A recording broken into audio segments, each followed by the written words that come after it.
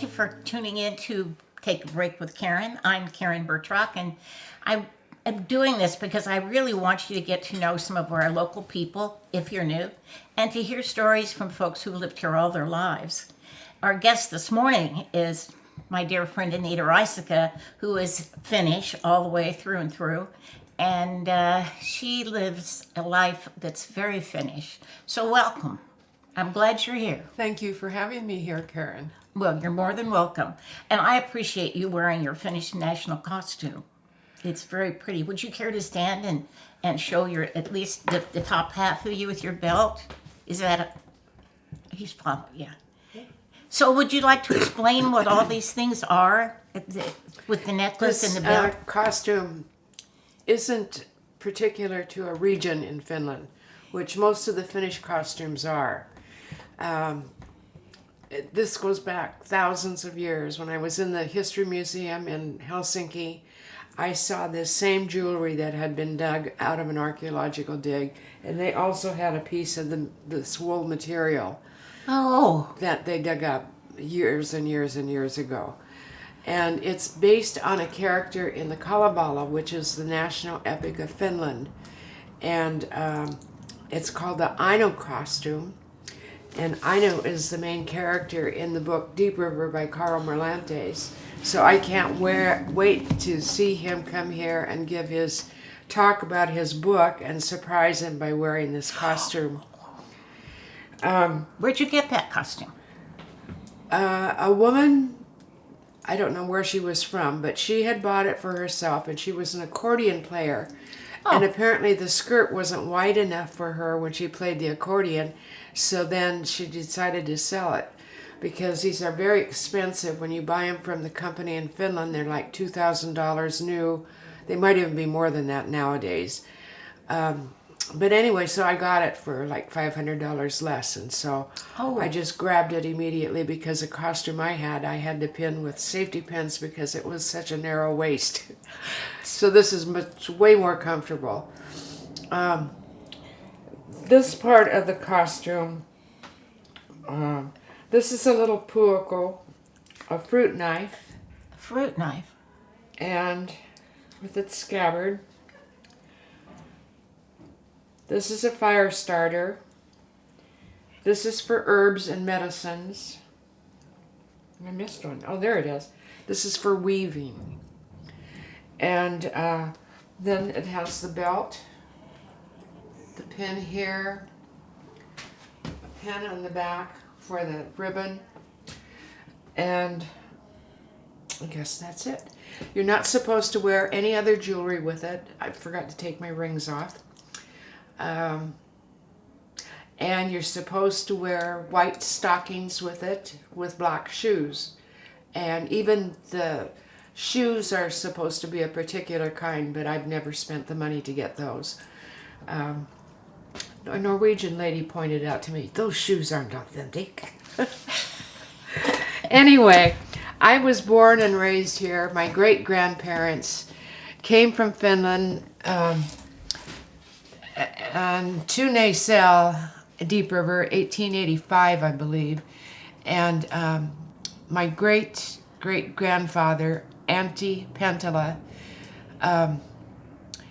he had been a real rich man in Finland. And he had inherited even more money from his sister when she died. But for some reason, he lost all of the money. I don't know why. I don't know if he was a gambler or if he was an alcoholic or if it was just the time. I think it was probably the time because Finland was going through a horrible time then. Anyway, he took off for America, leaving his wife, Sophia Ripa Pentala, at home in Finland with either 4 or 5 kids, depending on which account you read. And after 2 years, she hadn't heard a word from him. And so she was getting pretty panicky because they didn't have much money and there wasn't much food. And so she wrote to her. She had 3 brothers already living in Deep River. They were Ripas, and they changed that name to Rainel when they came to the United States. And they said, oh, don't worry, just sell the farm, sell everything you can, carry what you can with the kids, and come to Astoria, and we will set you up in a boarding house. Oh. And so she did, and she was so successful in the boarding house that within a couple years, she had enough money saved to buy 40 acres over here in Deep River. And so she sent for her husband, and he came, and in 6 years' time, they had 6 more children, Oh. and the whole 40 acres were cleared of all the trees, and they started farming. They put those kids to work. Oh, yes, they put their kids to work. And then my grandparents lived just down the road from here. They owned all the land on both sides of SR4, just below the cement bridge, which is about a half mile from here. And Grandma Pentala had also 12 children. Only one of them died at a young age, which was amazing because that was the time of the Spanish flu. Really? And all the others survived. And then my mom married my dad in 1940, and Dad was not able to go into the service to be drafted because he was in logging. He was working for Deep River logging at the time, and a log rolled over his leg and broke it in many places. And then I came along in 1945, and that was an interesting time because at that time there was no hospital here. There still isn't a hospital here. And so Mom was going to Astoria to have me, and it was in March, the first week of March, and the ferry slip was jumping up this high, and the chairs and the tables and couches on the ferry were sliding from one side of the ferry to the other because the river was so rough. And I swear that's why I've always been so car sick, motion sick. Oh, really? It was from my initial trip to Astoria. I went to school here all 12 years, and it was special to me because I got to go to the same elementary school that my mother did. Oh. And that was first grade. And then we moved to the new school down at the junction of SR 401 and SR 4 during second grade. 2 of the teachers in that school, Mrs. Silvala and Emma Holmes, were here so long and taught for so long, they taught as many as 3 generations of us kids. Wow. And So they knew the whole community. everybody knew everybody. Everybody knew everybody. You told And me, half of us were related to the other half. were there, now who came to settle here that weren't Finnish? I think there were other Scandinavians. There were some Swedes, yes. Not very many Norwegians. There were some other the Norwegians. nationalities too, like Bill O'Connor was Irish. I wondered about that. And his father built a big house on the Nasau River, right at what would be called the landing. That's where all the boats came in because there were no roads, so all there was river travel. This was before my time. Well, so then your father was part of what was called Valley 8. Now, would that be considered gyppo logging? Yes, That- Valley 8 logging. And It was called Valley 8 because there were 8 partners originally. good And partners. they were all living in Salmon Creek at the time. They were in existence, I don't know, 20 years maybe. And then when the logging started to fail, then Dad and Walt Lakis were the only 2 partners left, and they started doing contract work for roads for like Weyerhaeuser or Crown. Dad even did some for the county, and he built the road up to the old Salmon Creek Cemetery. He was a cat skinner and very able at it, as far as the other men who knew him. And of course they liked to celebrate too. I remember when I was a kid that they would have their meetings in our house. Mom wouldn't let them have the booze out then. Were they all heavy equipment operators, and some were loggers, and some were... They did everything. I Uh-huh. mean, my dad's brother drove truck. He wasn't a partner in Valley 8. But the others, they did the bucking, they did the choker setting. They ran the equipment other than the bulldozer, which my dad did. And anyway, they worked hard. Did they take... Who drove the logging truck to take the logs out? My dad's brother, Eugene Oh, Kilton. that's what you just said. Yeah. Yeah. And they would usually go to the Deep River dump. Where- Anyway, it was just a wonderful time growing up because right on our 80 acres that my Kilpinen grandparents settled on, my brother Eugene and his family, mom and dad and me and my brother, and grandma and grandpa, and we just played together all the time. I preferred being a tomboy and having a raft in the swamp rather than playing with dolls. So I ran around all the hillsides. We built forts on the hillsides. I remember rolling down through the young hemlock trees, through the thick moss. It's just a wonder we didn't poke out our eyes or have some horrible accident when we were doing this, because we certainly didn't go ahead of ourselves and clear the sticks out of the way. And then Mom and Dad took us camping all the time, and that was always with cousins. We would go clear up Alder Creek on the upper Nacelle. We'd go to along the Columbia River at Brookfield, which was a big log dump at one time. Yeah. When it would rain and rain and rain until the 4th of July, we would go to Eastern Washington, and so did everybody else. And so it was hard to find a camp spot. Everybody wanted to get dry. Everybody wanted to be in the sun. That's true. That's true. Anyway, Well, you've always promoted the Finnish culture here locally, but I know you were in Edmonds teaching for a while. I taught in Edmonds for 14 years and then came back after a divorce. And I started with Nacelle and Grays River ambulances. I was an that's EMT right. and a fireman. Fire person, I guess, is now the correct term. And then in 1982, we had our first Finnish American Folk Festival here. And I didn't do much with that because I was on the ambulance crew, and so I just manned the ambulance at the festival, which meant I didn't get to see anything. I was able to talk to a few people, but not too many because we were stuck in the nurse's room. As the years went by, I got more and more involved in the Finnish American Folk Festival, and 2004, we began planning for the National Fin Fest to be held here and in Astoria.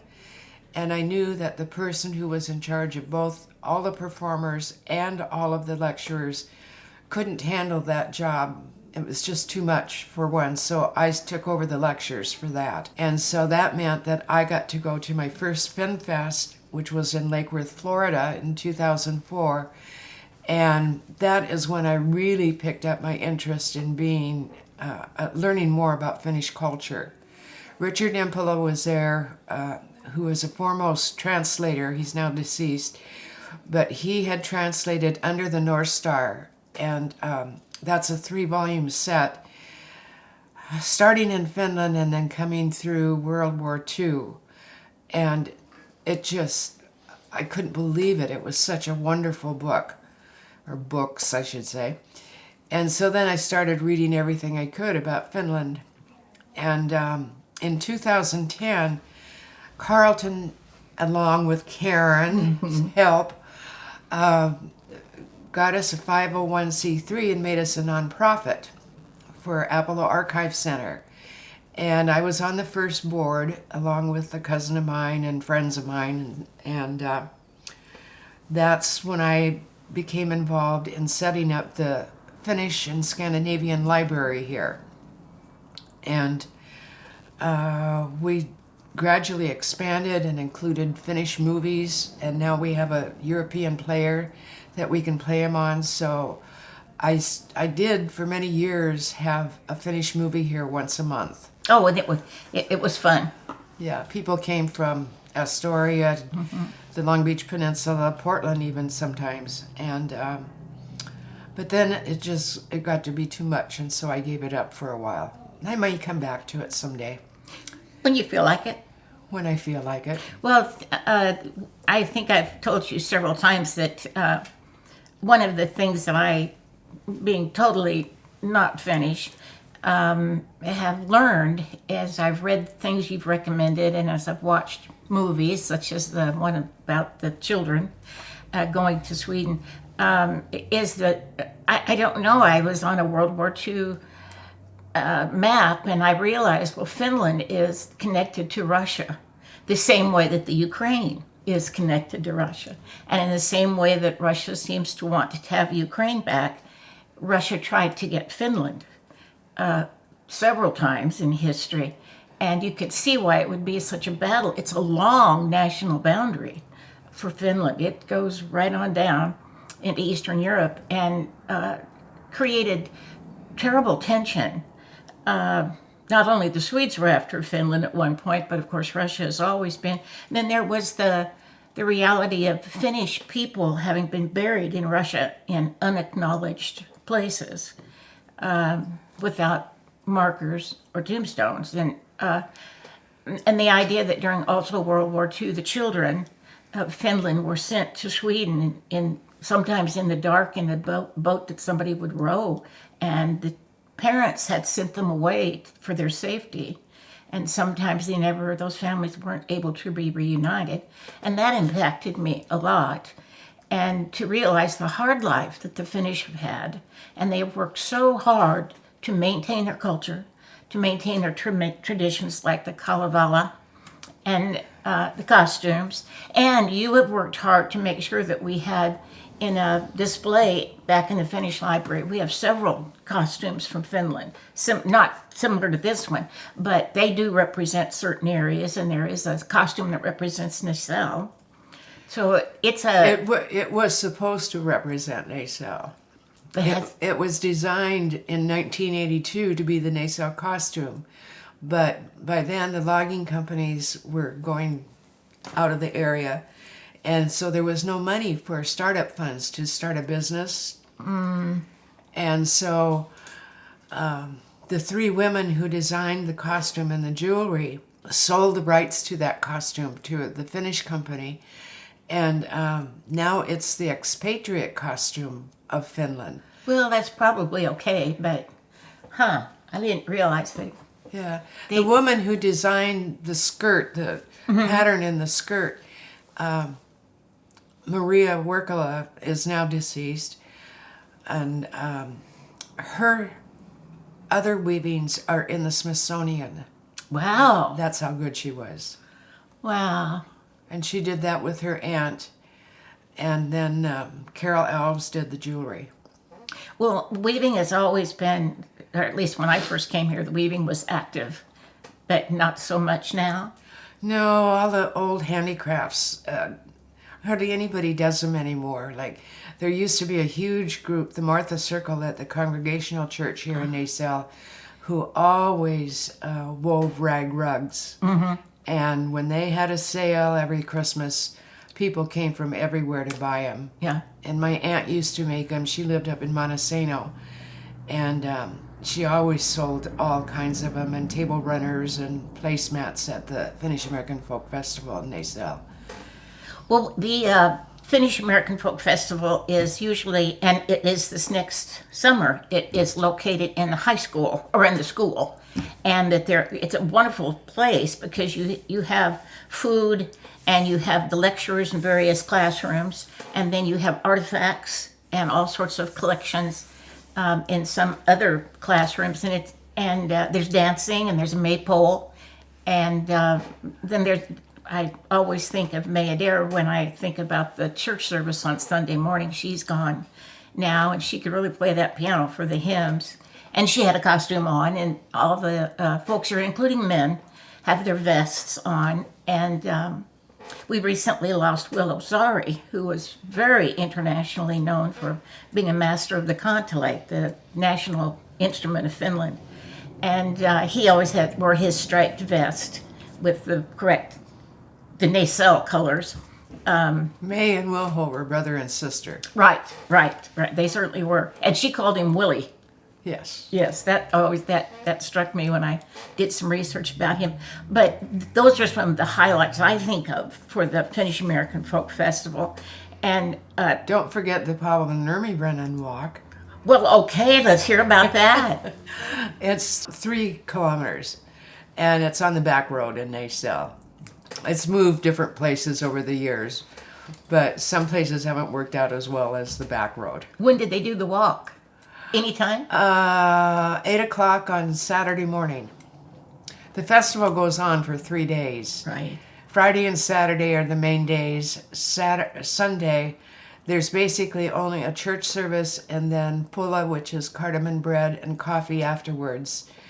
And then we have to tear down the whole school and get it cleaned up, supposedly by Monday, but there's a few of us that they let us keep our things a day or so later because like some of the posters that are framed, we couldn't get them back into the Bank of Pacific on Sunday because they were closed. Right. So the school let us keep them until Monday, and then we could get them returned. Well, it's the 1st of August, so that, they've got a little while before they have to get ready for school to start. But it is... Well, they cleaned a lot of the rooms before the festival, and then we don't use those rooms. It's March. Yeah. Well, there's always a challenge to find a place to park. It is very, very busy. And people come from all over. Some even come from Finland, usually. One year we had 14 people come from Finland. Yeah. And, I mean, other foreign countries. They'll be just traveling through here, going to the Long Beach Peninsula and see all the festivities in the cars and, oh, we better stop and check this out. What's happening here? There's also what is the name for the gift shop kind of thing in the Tory. gym? The Tory in the gymnasium. And then you have all these crafts people who are selling things and books for sale, and the Archive Center has a place for books. So there's plenty. Homemade jellies and jams. Yep. Just as well as the... you might even be able to find a Philia starter there. there you go. Philia is like yogurt in our country. Well, now, I want you to just realize you said our country. You are so Finnish in your own way. So your mother and father were both Finnish. Right. And you came from a long line of good Finnish. And what would you describe as the values of the Finnish culture? What do Finns value? Honesty, hard work, education, appreciating and taking care of nature. Education was definitely a high point. In my mother's and dad's generation, most of the people graduated from high school. The generation before that, very few of them did because they had to support their families. And I mean, kids as young as 9 years old would go to work in the woods as whistle punks. And they just stayed there working until they were old enough to be choker setters, and maybe eventually they came to own their own logging company. Yes, and so that I think that's one of the reasons the Jippo loggers became so successful. These were hardworking people who wanted to build up their land. Was always a high value. To owning land was a privilege, because they didn't own land, did they, in Finland? No, some did, but not very many. Most of them were crofters, and that means they worked for other people, more the elite of the country. And they had to pay rent, and they had to give so many working days a month to the crofter. And so when Sweden owned the country, and then when Russia owned it later, the Finns began to realize how much they were losing, and they started to rally. Sibelius was tremendous during World War II. Bringing them together. Bringing them together music? with his music, yes. Yeah. Well, it's a fine country to be watching today, because there's a lot of architecture and design coming out of Finland that's marvelous and very, very valuable. And talk to us about the sauna. We had one on our property that Grandpa built, and it was 2 rooms. It was about, maybe 10 by 15. And the first room was the dressing room. And it just had benches around the inside walls and one little shelf with a window above it that looked into the heating part of the sauna. And always there was a kerosene lamp on that little shelf so that if you were in there after dark, you had light. And the benches and the floor were all covered with homemade rag rugs. And then when you went into the bathing part, straight ahead of you there were 3 shelves that you could sit on. And of course, the hottest shelf was on the top, and there was a little tiny window about this size where they could let out the smoke or let out extra steam if it got too hot. And us kids would always be on the bottom, and we always went together as a family until we got to the age where we started getting inquisitive about the other sex. Inquisitive. So then the boys would go together and the girls would go together, and mom and dad would go by themselves. But could anyone come in and use the sauna that wanted to?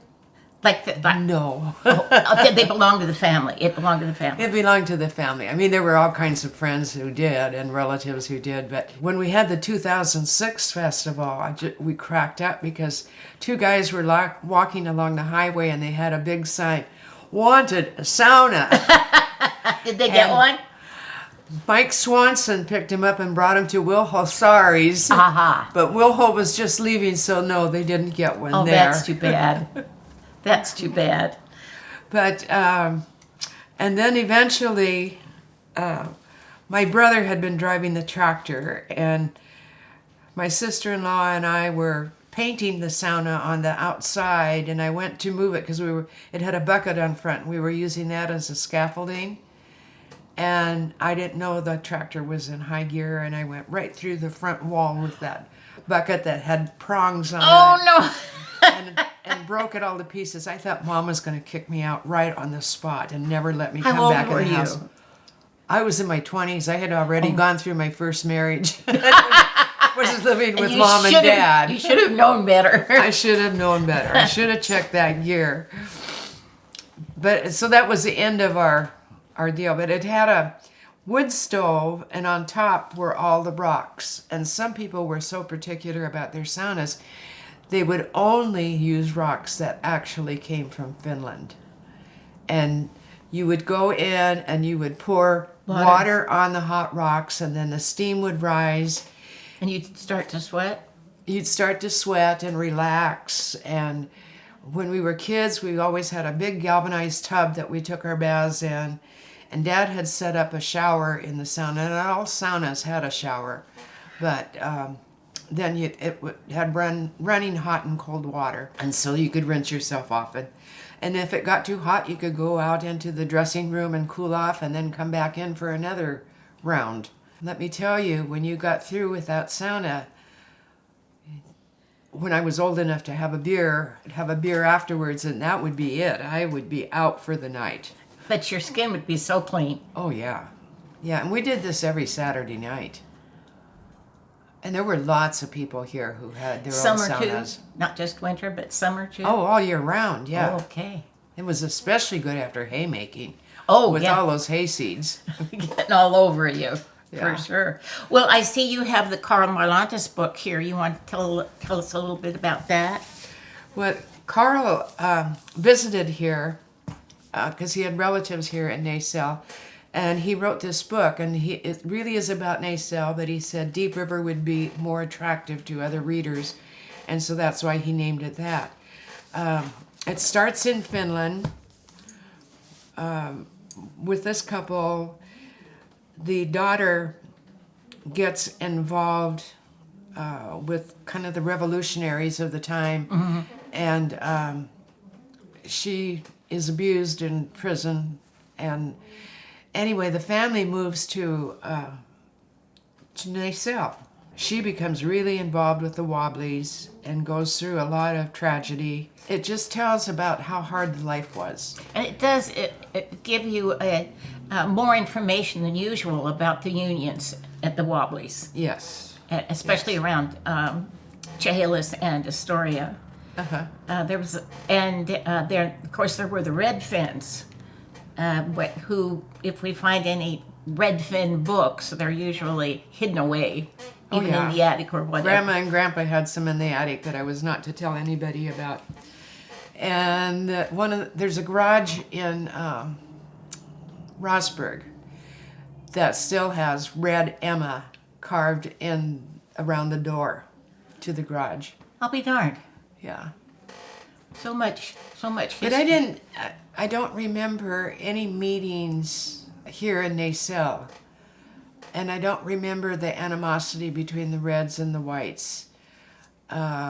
Maybe I was just born too late, 1940, and it was 1917 when it, yeah. And after that, when the Reds and the Whites were fighting each other in Finland. I just know that most of the ones who were involved at that time would not talk about it because it was brother fighting brother or whatever. It was a horrible time for the Finnish people. No, I said Chehalis. I should have said Centralia. Yeah. Yeah, Centralia there was a big event there. Yes. So, would you talk a little bit about the Finnish library? When I came here, we had some Finnish books, but not too many. I mean, this was in 2010. When I say when I came here, I mean to Apollo Archive Center to volunteer. And Steve Pettycombe and some others had organized Carlton and Bernice's books. And Karen helped me with that later on. We got rid of some of the books that weren't pertinent to this area. I remember, as the word got out that you were showing interest in the Finnish books, suddenly boxes of books appeared. Yes. Both from locals and others that were written in Finnish language. Right. There were many groups in Portland who helped us out. Messiah Lutheran Church, when they sold their building and had no place for their books, packed them all out and brought them down here for us. We didn't even have to go to Portland for them. Same with the Finnish room at Portland State University. When they renovated that, the new people didn't want to have these old musty books around. And so the guys who had collected them over the years said, you're not just going to throw them away or put them in the garbage or whatever, or give them away. These are going to Apollo Archive Center in Nacelle. And the same thing. They packed them all up. They brought them all down here. The Portland Finnish School gave us all their Finnish books, children's books. And so now I bet we have at least 1,500 books. And plus individuals would give us books. And then people like Karen and myself and Teresa Applebachen and other individuals would donate copies of newer books for our collection. So you have quite a few Finnish books that have been translated into English, which are really fun to read. I mean, for those of us who can't read Finnish. Oh, we have 5 shelves, 15 feet long, full of those. And then up above, we've got, on both sides of the library, they're all written in Finnish. One whole side is nothing but fiction, and the other side has odds and ends of other books. We just appreciate everybody's contributions. Mm-hmm. I mean, as family members die and the kids don't read Finnish anymore, they don't want to throw them away, but they don't want to keep them, and so they bring them here. And these are coming from all over the Washington and Oregon, and sometimes even further away. And same with artifacts. I mean, yes. One man from Walla Walla brought us his brother-in-law's stuff from Finland, and the brother-in-law had fought during the Winter War, and so we have the spurs that he wore when he was under the command of General Mannerheim, and we have his war ribbons, and we have his certificates signed by Mannerheim, and the teapots that he and his family would play with, the kids would play with in the lakes in Finland. You know, it's just amazing what people have given us. And also that it illustrates here again the loyalty that Finns feel for their country, their homeland, and they want it to. They don't want it to be forgotten, and they don't want it to be lost. A lot of the Finns who come here say that we are more Finnish than they are in Finland because of making that heritage so important. Well, you know, here again, I often have the feeling that war will wars just go on. Even though we older folks, you know, I was born at the end of World War II, and we went through Korea, we went through Vietnam. Now we've gone, you know, through wars continually, and it just seems that if you've been through a lot of wars, you're a little more scared of them. But if you're young, the young don't seem to have the awareness. You know, it's one of the reasons to keep the elders around, so they can tell the stories to the young and maybe help in that way. Well, I enjoy the Finnish library a lot because that's where the costumes are. That's where quite a few artifacts are, and CDs and movies. movies that are subtitled, so they're fun to watch. Yeah. If you're a member of Apollo Archives, you can check out these books. There's only a few that are so rare that we won't let them go out of the building, but most of them you can check out and just bring them back when you're done. Yeah. And then in the other section of the library, we've got brand new ones like Daniel James Brown, The Indifferent Stars Above, which Karen just donated. And this is about the Donner Party. It's gruesome, but it's a good read. It's a good read. And the son of James Cole just brought us 2 copies of this book that his father wrote for our library, and 2 boxfuls, 16 books for us to sell. And he just gave them to us. Wonderful. They aren't on commission. That's wonderful. And this is all about fishing vessels of the Pacific Northwest and Alaska. The crab boats, the gillnet boats, the seiners, everything. The illustrations are wonderful. That's beautiful. Beautiful color photographs. And this one man did all of the illustrations and the paintings in here. Well, I'll have to pick up one for myself. Yeah. Yeah. With the $25 plus tax downstairs. And it goes to the archive center and helps I truly appreciate all the work you've done on the library. And you know, where else, as you said, where else are folks around here? Grandma's house, it needs to be emptied out, and what are we going to do with these books? You know, I for one hate to throw books away. Yeah. It goes against the grain. You know, when you asked about the Finnishness here, when I was in grade school, almost every classmate was Finnish. There were only a few who weren't. Did you pray in Finnish or speak in Finnish? No. Okay. No. You know, it was, we're Americans here, we're going to speak English. Good. Mom and Dad could speak Finnish quite well, and we understood him only when they said to each other where the Christmas presents were hid. My brother and I could always understand that. But what happened now, when I look at the names of the kids at school and the kids on the honor roll and kids in basketball, kids on any of the stuff, I don't know any of those names anymore. Just barely a couple, like before it used to be almost all Finns. Now it's almost none Finns. But people my age, when they get to retire, they're all coming back to live here. Well, I'm sure. Well, it's like me. I sometimes think I should go back and visit Indiana, where I lived my first 9 years with my grandmother. And I miss those hardwood trees in the fall. It's just stunning in the fall. Well, this has been a good conversation. I am so glad that you came in your costume, and we got a full image of what it's like to live here and be Finn. And don't forget, March 19th, 2 o'clock at the Naso Community Center, Carl Marlantes will be here to speak about his book and what his impressions were of his time here. And of course, he'll have books for sale, and we will have refreshments. We're not sure when this program is going to air, but hopefully in March, and hopefully it happens before Carl comes. And that's typical of the activities that you support and that you want to see happen.